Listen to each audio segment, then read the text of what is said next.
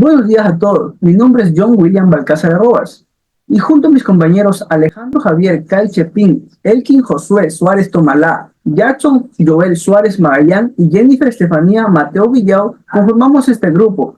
Vamos a presentarles el siguiente tema de exposición, el cual es formulación del problema, método, sistema a estudiar y recolección de la información.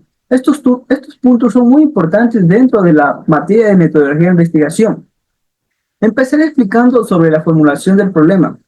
Esta etapa es fundamental porque aquí es donde se estructura formalmente la idea de investigación y se delimitan los límites específicos de nuestro proyecto.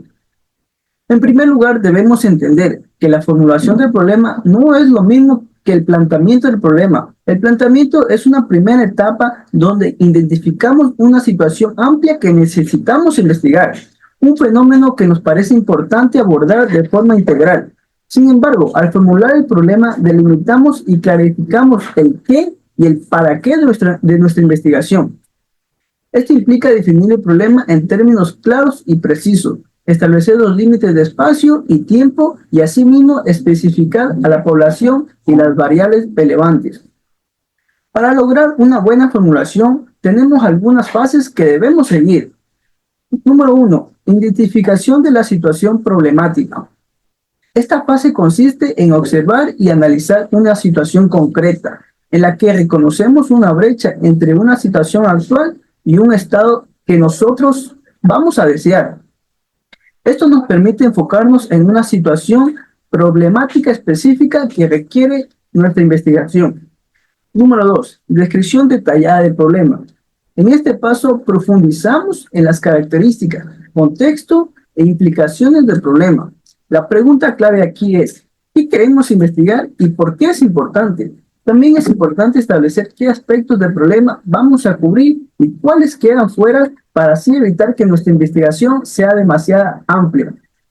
Tercero, planteamiento de preguntas de investigación. Estas preguntas deben ser claras, específicas y orientadas a guiar nuestro estudio. Además, deben estar relacionadas directamente con el problema que estamos investigando. Cuarto, definición de hipótesis. En algunos casos, formulamos una hipótesis que es una suposición inicial sobre una posible solución o causa del problema. La hipótesis nos da un punto de partida que luego será validado y refutado con el análisis de nuestros datos. Además, es muy importante que al formular el problema tengamos en cuenta tanto la viabilidad del proyecto como el impacto que esperemos con nuestros resultados. Al finalizar esta sesión de la investigación, debemos presentar una introducción que conceptualice el problema y resuma el enfoque y la metodología que estamos utilizando. Una buena formulación del problema nos ayuda a estructurar y dirigir la investigación de manera clara y precisa, facilitando el desarrollo de nuestra hipótesis y objetivos específicos. Esta ha sido mi parte. Le cedo la palabra a mi siguiente compañero con el siguiente punto a exponer. Buenas tardes, abogada. Soy Alejandro Javier Calchepín. Después de haber escuchado una introducción acerca de la formulación del problema, yo les voy a hablar del método. En la sección de método describe la metodología utilizada, el proceso que vamos a utilizar, todo lo que vamos a emplear, incluyendo los diseños, incluyendo muestras, incluyendo equipos, técnicas de recolección muy importantes, procesamiento y análisis, los controles y las medidas especiales. Esta sección, como puede ser nueva para unos, innovadora para otros, o incluso conocida, puede variar en función del estudio y de la disciplina que vayamos a investigar.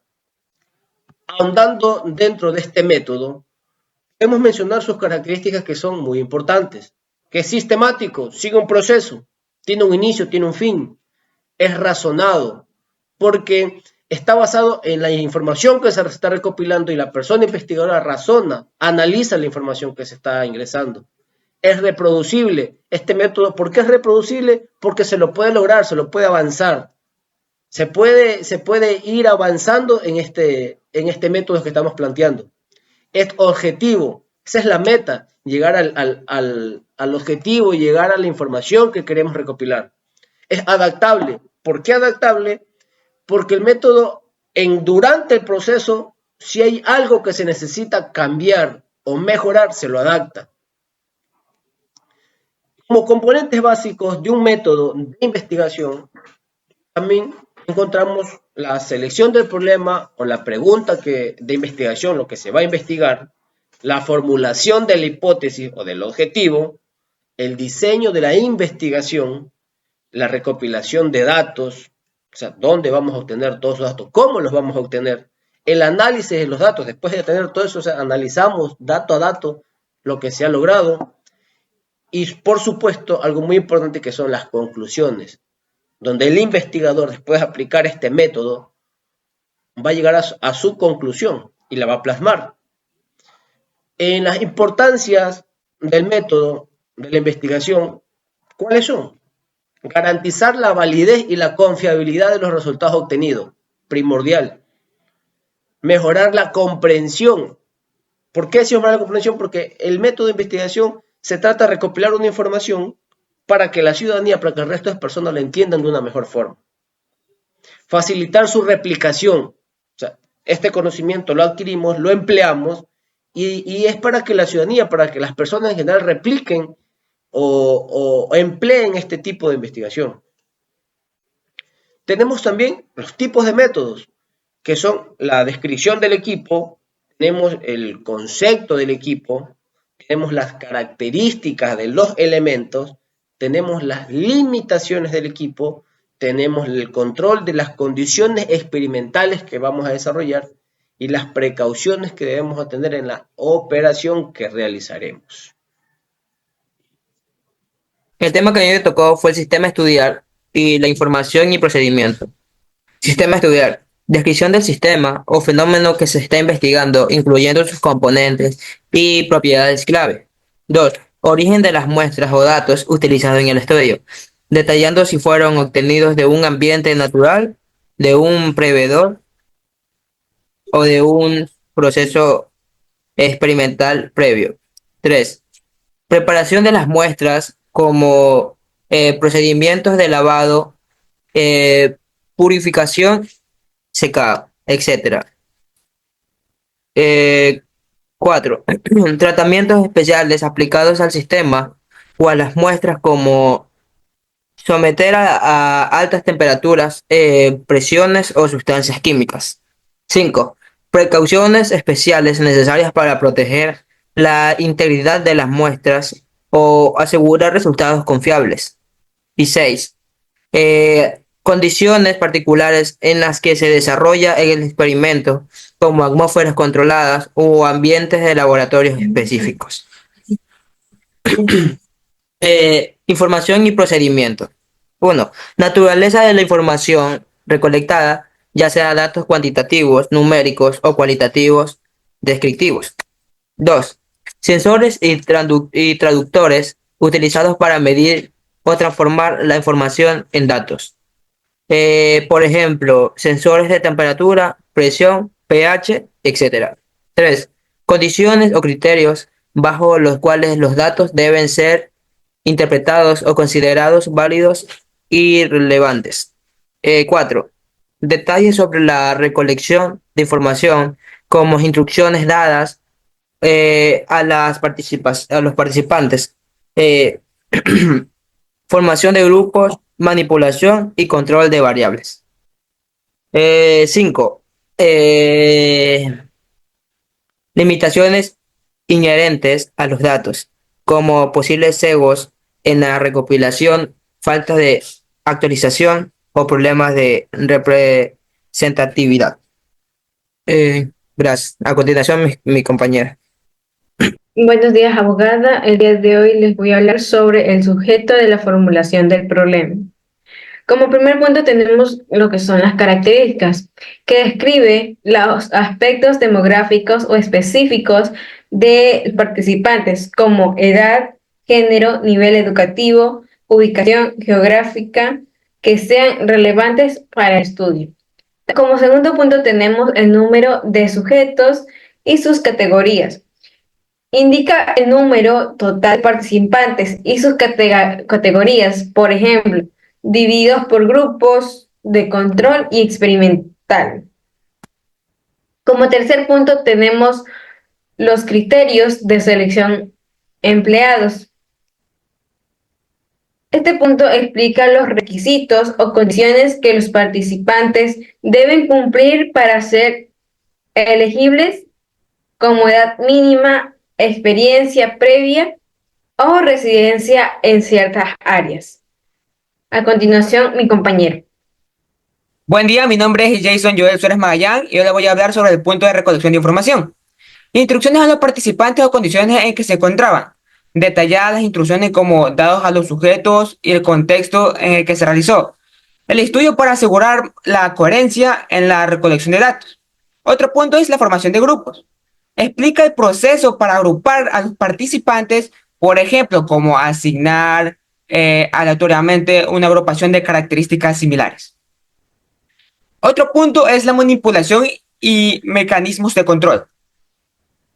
Para este punto se describe como cualquier intervención que se explica a los grupos experimentales y cómo se controlan las variables externas. Un punto también clave es la naturaleza de la información, que es específica en el tipo de datos obtenidos, que sean como respuestas a cuestionarios, observaciones de comportamientos o medidas así de desempeño de una tarea experimental. Algunos de esos datos han sido publicados de la selección de metodología que puede tener la siguiente estructura. Como punto importante son datos de empleados.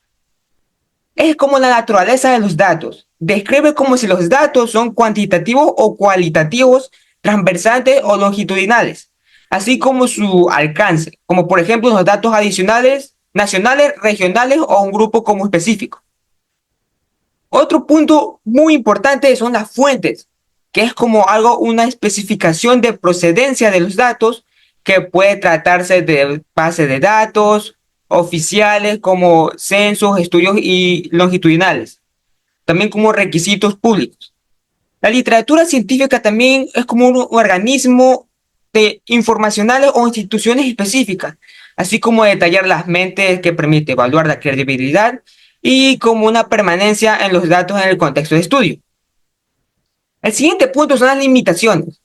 Las limitaciones es una identidad que son como restricciones inherentes a los datos publicados, tales como posibles sesgos en la recopilación, una falta de datos recientes, problemas de representatividad o cualquier aspecto que pueda limitar a la interpretación o generalización de los resultados.